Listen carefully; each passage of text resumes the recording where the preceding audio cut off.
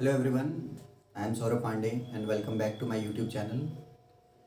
Last video में जो आपका लेक्चर फर्स्ट था इलेक्ट्रोस्टैटिक्स का, उसमें हम बात कर रहे थे कि चार्ज फ्रिक्शन से या दो बॉडीज़ को रब करने से चार्ज का जनरेशन किस तरीके से होता है, चार्ज की बेसिक क्या क्या है, क्या उसका डेफिनेशन है और चार्ज आपका मैटर पार्टिकल से कैसे एसोसिएटेड होता है। ये आपका लेक्चर सेकंड है और इसमें हम बात करेंगे चार्जिंग बाय इंडक्शन की, कि इंडक्शन प्रोसेस से हम चार्ज किसी बॉडी पे किस तरीके से जनरेट कर सकते हैं। यहाँ पे चार्जिंग बाय इंडक्शन का जो मतलब मीनिंग होता है कि इम्पार्टिंग चार्ज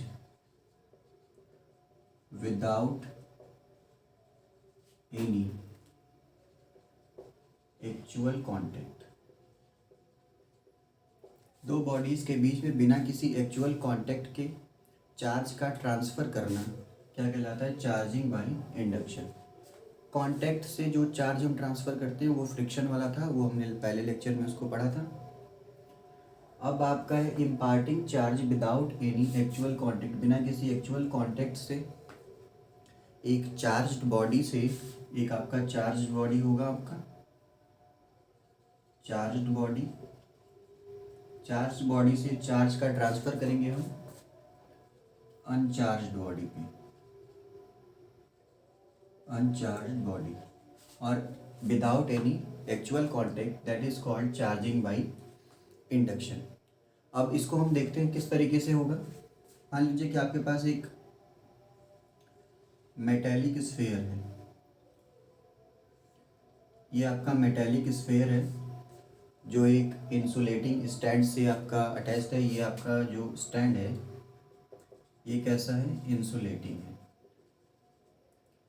और इस मेटेलिक स्फीयर को आपको चार्ज करना है, तो इस मेटेलिक स्फीयर को चार्ज करने के लिए मान लीजिए कि हमारे पास एक ग्लास रॉड है और उस ग्लास रॉड पे, मान लीजिए ये आपका ग्लास रॉड है और इस ग्लास रॉड पे कैसा चार्ज है?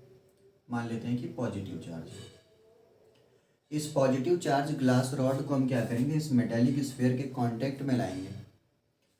ये आपका चार्जिंग बाय इंडक्शन हम पढ़ रहे हैं। मेटेलिक स्फीयर के कांटेक्ट में आपने क्या लाया? ग्लास रॉड को लाया। तो मेटेलिक स्फीयर के कांटेक्ट में इस ग्लास रॉड के लाने से क्या होगा कि इस मेटेलिक स्फीयर के जो इलेक्ट्रॉन्स हैं वो इस एंड की तरफ अट्रैक्ट होना स्टार्ट हो जाएंगे इस तरीके से।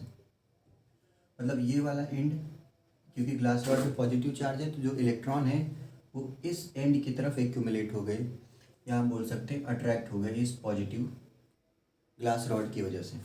अब ये वाला एंड जो है वहाँ पे इलेक्ट्रॉन की डिफिशियंसी हो जाएगी, और इलेक्ट्रॉन की डिफिशियंसी मतलब यहाँ पे कैसा चार्ज हो गया? Positive charge. ये जो चार्ज का रीडिस्ट्रीब्यूशन, क्या हम बोल सकते हैं? Redistribution of charge. जो ये चार्ज का रीडिस्ट्रीब्यूशन हो रहा है वो इंस्टेंटेनियस होगा,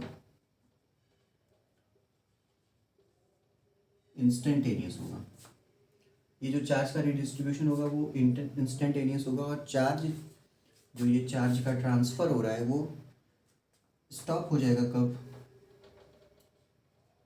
व्हेन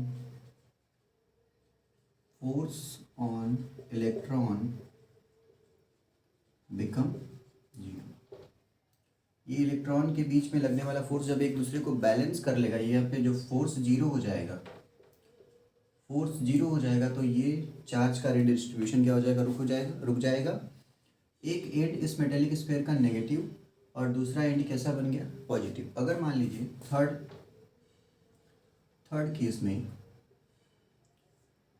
केस में अगर हम, ये आपका इधर आपका पॉजिटिव चार्ज आ गया, इधर आपका नेगेटिव चार्ज आ गया, और यहाँ पे क्या है? ग्लास रॉड है, पॉजिटिव चार्ज।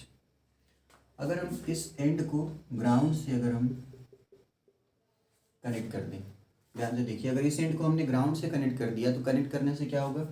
ये पॉजिटिव और नेगेटिव चार्ज तो आपस में, उनके बीच में फोर्स लग रहा है, वो एक दूसरे से बाउंड है, लेकिन ये पॉजिटिव चार्ज एंड है वो इस अर्थिंग के थ्रू अपने चार्ज को कहाँ ट्रांसफ़र कर देगा, अर्थ में।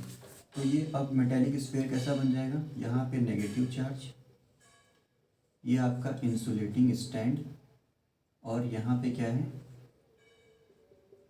ग्लास रॉड है। क्या हुआ यहाँ पे, ये पॉजिटिव और नेगेटिव चार्ज तो आपस में बंधे हुए हैं, लेकिन ये वाला जो पॉजिटिव चार्ज है वो इस कॉपर वायर के थ्रू या इस अर्थिंग के थ्रू कहाँ ट्रांसफ़र हो गया, अर्थ में।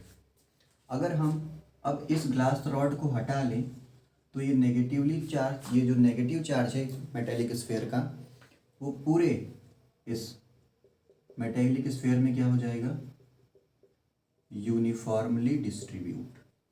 यहाँ पे हम लिख सकते हैं negative charge is distributed uniformly. इस मेटेलिक स्फीयर में जो आपका नेगेटिव चार्ज है वो यूनिफॉर्मली डिस्ट्रीब्यूट हो गया, और यहाँ से हमको क्या मिला, negative charge metallic sphere. Negative charge metallic, यहाँ पे आपका अनचार्ज मेटेलिक स्फीयर था, और यहाँ पे आपको क्या मिला, नेगेटिवली चार्ज मेटेलिक स्फीयर। तो इस तरह से चार्जिंग का जो प्रोसेस होता है उसको क्या बोलते हैं, charging by induction. Basic definition क्या है कि चार्ज आपको इम्पार्ट करना है विदाउट एनी एक्चुअल कॉन्टेक्ट। तो ये था कि एक अगर मेटेलिक स्फीयर है तो हम इस तरीके से चार्ज कर सकते हैं। मान लीजिए अगर दो मेटेलिक स्फीयर कांटेक्ट में हैं तो अब उसको कैसे चार्ज करेंगे। देखिए सेकेंड पॉइंट इसमें ये है कि charge two sphere by induction. Induction process का यूज़ करके दो स्फीयर, अभी हमने पढ़ा एक स्फीयर को कैसे करेंगे चार्ज। अब अगर दो मेटेलिक स्फीयर इस तरीके से कांटेक्ट में रखे हैं तब आप उसको चार्ज कैसे कर सकते हैं, इंडक्शन मेथड का यूज़ करके। पहले हमारे पास ए और बी दो मेटेलिक स्फीयर हैं। मेटेलिक स्फीयर मतलब इस पे इनके पास फ्री इलेक्ट्रॉन्स होते हैं। आपका अगर आपने ग्लास, जो आपका मेटेलिक स्फीयर ए है उसके पास अगर पॉजिटिवली चार्ज ग्लास रॉड, ये आपका ग्लास रॉड है जिस पे पॉजिटिव चार्ज है, अगर इसके कांटेक्ट में आप लाएंगे, मतलब मेटेलिक की स्फीयर ए के अगर पास में ले आ रहे हैं तो क्या होगा कि मेटेलिक स्फीयर ए और बी में जो भी इलेक्ट्रॉन्स हैं वो इस तरफ अट्रैक्ट हो जाएंगे। मतलब मेटेलिक स्फीयर ए का ये वाला एंड क्या होगा, यहाँ पे एक्सिस इलेक्ट्रॉन है, यहाँ पे क्या है, एक्सिस इलेक्ट्रॉन, और यहाँ पे क्या है, deficiency of electron. Deficiency of electron, क्योंकि इलेक्ट्रॉन्स इस तरफ अट्रैक्ट हो रहे हैं तो ये एंड आपका नेगेटिवली चार्ज, मतलब इलेक्ट्रॉन का एक्सेस हो रहा है, तो दूसरा एंड जहाँ पे इलेक्ट्रॉन की कमी होगी उसको हम क्या बोलेंगे, डिफिशियंसी ऑफ इलेक्ट्रॉन। लेकिन ऐसा नहीं होगा कि सभी इलेक्ट्रॉन यहाँ पे अट्रैक्ट हो जाएं, मतलब दोनों स्फीयर्स के जो इलेक्ट्रॉन्स हैं वो यहाँ पे एक्यूमुलेट हो जाए। ऐसा इसलिए नहीं होगा कि पहले कुछ इलेक्ट्रॉन, जैसे मान लीजिए यहाँ पे एक्यूमुलेट हुए, ऐसे पहले कुछ इलेक्ट्रॉन्स आ गए, अट्रैक्ट हुए इंस्टेंटेंटली, लेकिन उसके बाद जब इलेक्ट्रॉन्स आएंगे तो इलेक्ट्रॉन इलेक्ट्रॉन के बीच में रिपल्सन भी तो स्टार्ट हो जाएगा। तो एक इक्विलिब्रियम कंडीशन पे मेटेलिक स्फीयर्स आ जाएंगे, जिसके बाद ये रिडिस्ट्रीब्यूशन क्या होगा, बंद हो जाएगा। अब अगर हम क्या करें कि इन मेटेलिक स्फीयर्स को थोड़ा हम सेपरेट कर दें। सेपरेट किया, यहाँ पे पॉजिटिव और नेगेटिव चार्ज के बीच में क्या हो रहा है, अट्रैक्शन हो रहा है। मतलब ये जो पॉजिटिव चार्ज ग्लास रॉड है वो मेटेलिक स्फीयर ए के इलेक्ट्रॉन्स के साथ बंधा हुआ है, बाउंड है। अगर हम नेक्स्ट केस में, ये जो आपका फोर्थ वाला फिगर है, इसमें हमने क्या किया है कि इस ग्लास रॉड को रिमूव कर लिया है। ग्लास रॉड रिमूव करने से इलेक्ट्रॉन्स जो है वो वापस अपनी पोजीशन पे जाना चाहेंगे, और ये देखिए यहाँ पे दोनों के बीच में आपको थोड़ा अट्रैक्शन देखने को मिलेगा। इसके बाद अगर हम इन मेटेलिक स्फीयर्स को सेपरेट कर दें और ज़्यादा सेपरेट करेंगे तो ये जो अट्रैक्शन हो रहा है स्फीयर्स के बीच में वो भी क्या हो जाएगा, बंद हो जाएगा, और ये इलेक्ट्रॉन्स जो हैं वो अपने ही मेटेलिक स्फीयर में क्या होंगे, रिडिस्ट्रीब्यूट हो जाएंगे। तो ये आपका नेगेटिव चार्ज मेटेलिक स्फीयर मिल जाएगा, और ये आपका पॉजिटिव चार्ज। तो इस तरीके से आप क्या कर सकते हैं, दो स्फीयर्स को चार्ज कर सकते हैं using the process of induction. यहाँ पे नोट करने वाली मेन पॉइंट नोट करने वाली क्या बात है कि इस इंडक्शन के प्रोसेस में जो हम चार्जिंग कर रहे हैं उसमें ये ग्लास रॉड अपना कोई भी चार्ज लूज नहीं कर रहा है। यहाँ पे सबसे मेन पॉइंट यहाँ पे है कि during the process of charging by induction glass rod does not lose any charge। ये जो ग्लास रॉड है, ग्लास रॉड ध्यान से आप इसको याद रखना पड़ेगा आपको। इंडक्शन के प्रोसेस में जो चार्जिंग हो रही है उसमें ग्लास रॉड अपना कोई भी चार्ज लूज नहीं कर रहा है। तो ये आपका था topic charge to spheres by induction.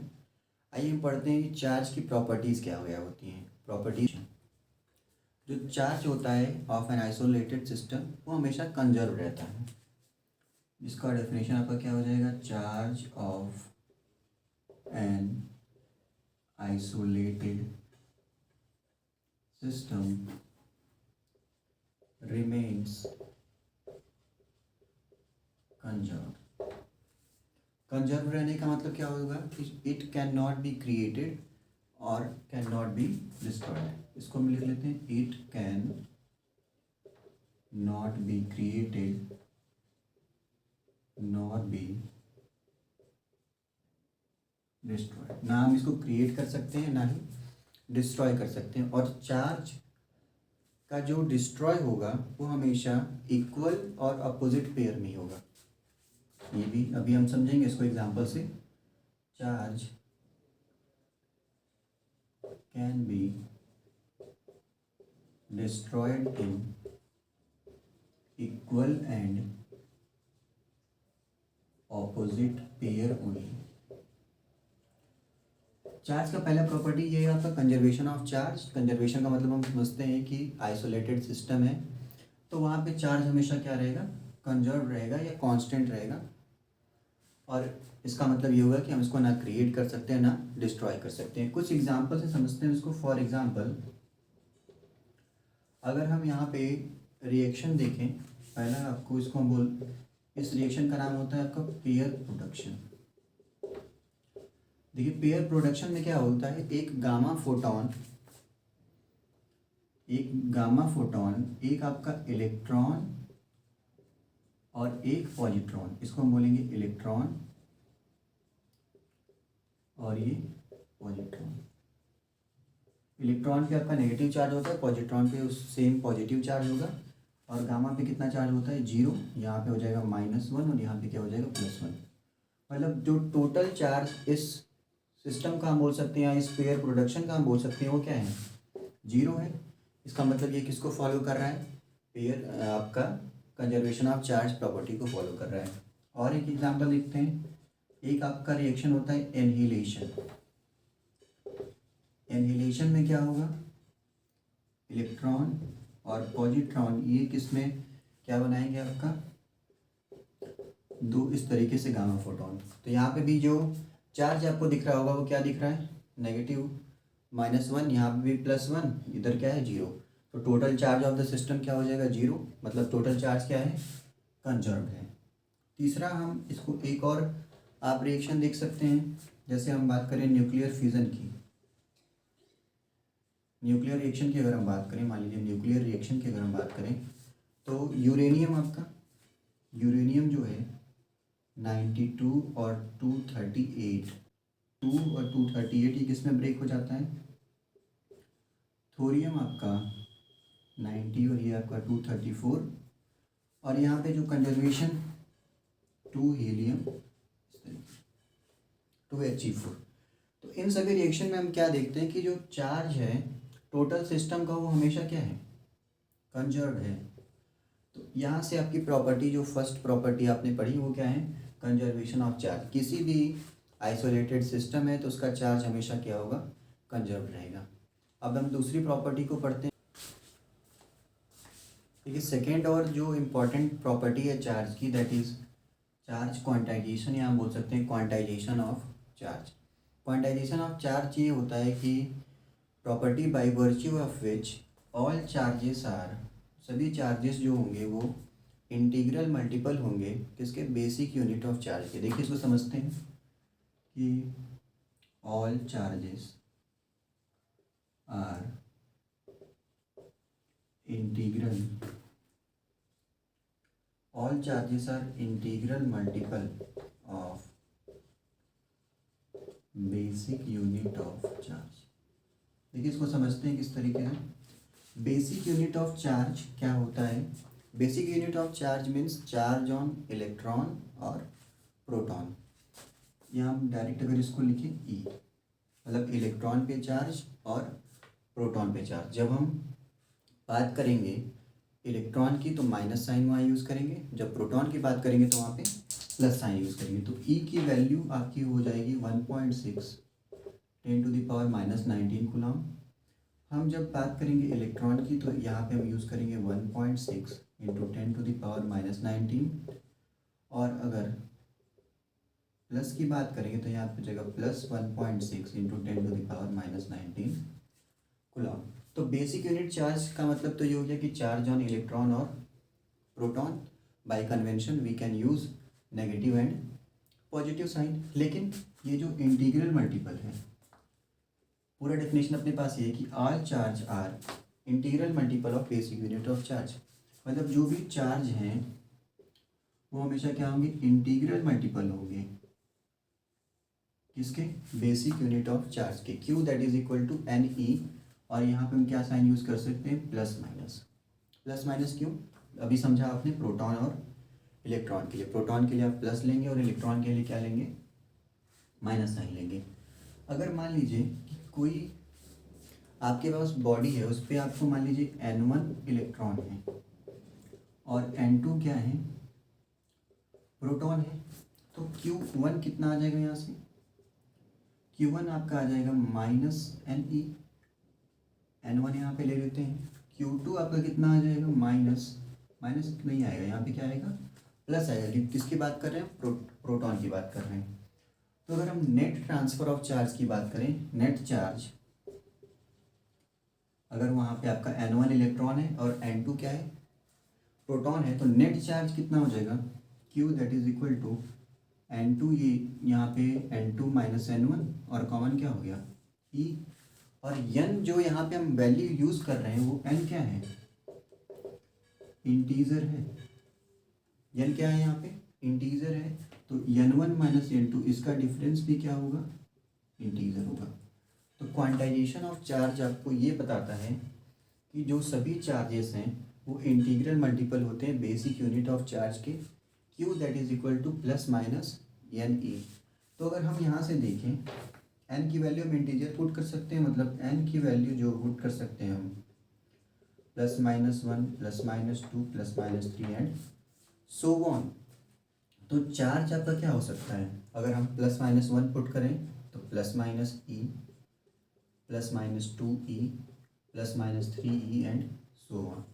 तो पूरा जो पॉसिबल वैल्यूज ऑफ चार्ज हैं यही है, ये क्या है आपकी पॉसिबल वैल्यू ऑफ चार्ज। जो सभी चार्जेस की पॉसिबल वैल्यूज हैं वो क्या हैं, +-1E +-2E +-3E। ई की वैल्यू आपके पुट कर सकते हैं 1.6 इंटू 10⁻⁻19 कूलम।